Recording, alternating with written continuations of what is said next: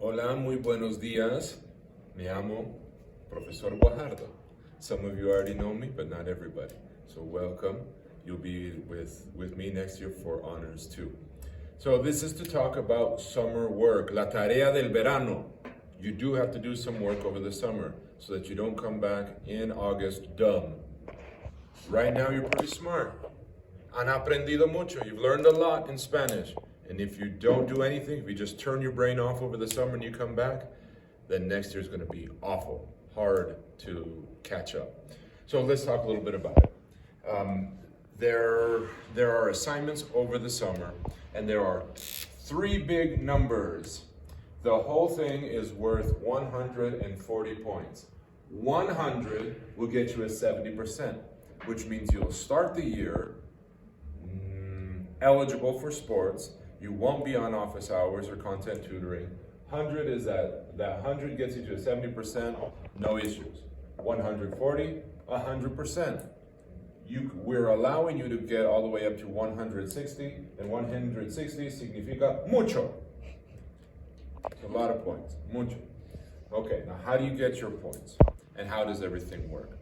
We're not going to be posting, or I won't be posting weekly assignments. Instead, the assignments are already posted, and you can choose the ones that you want to do. I'm going to take you over here and show you. On this page that you'll get to see soon, one of the first things that you'll find in there, in the overview folder, is un menú de puntos. Each thing in here, I'll scroll down a little bit, but each assignment has certain kind of points. So 20, 15, 20, and I think that one's 20 also. Choose the ones you want to do, and choose when you're going to do them.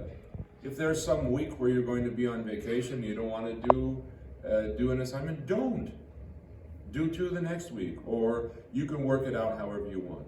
Now, this also means that you could do all of your assignments like the last week before coming back to school. I don't recommend that. The whole point of this is that you keep working throughout the summer to stay sharp, stay smart, keep learning. And if you get all your points that you need and you just want to keep on practicing, do it, okay? What this really matters is that you are practicing Spanish. If you continue to practice, you're going to get better, you're going to maintain what you've already learned, and then when we come back in August, you'll be ready to do that work. If you don't, even if you're able to kind of make your grade work, but you don't do the work, you're going to struggle. Okay, Honors 2 is challenge, Honors 1 is a challenge. Next year we have a lot to do also. So I'm going to show you the website a little bit. So when you go in here, for those of you who aren't present to see this explanation in person, there's an access code right here. Put that in so you can join this course. Once you do that, then you can access everything that I'm going to post over the summer. Let's go to the main page. So you'll come in first and you'll see overview, tareas, and resources. Overview gives you, here's the menu of points, and your very first assignment. Okay, I need you to go in and do this one.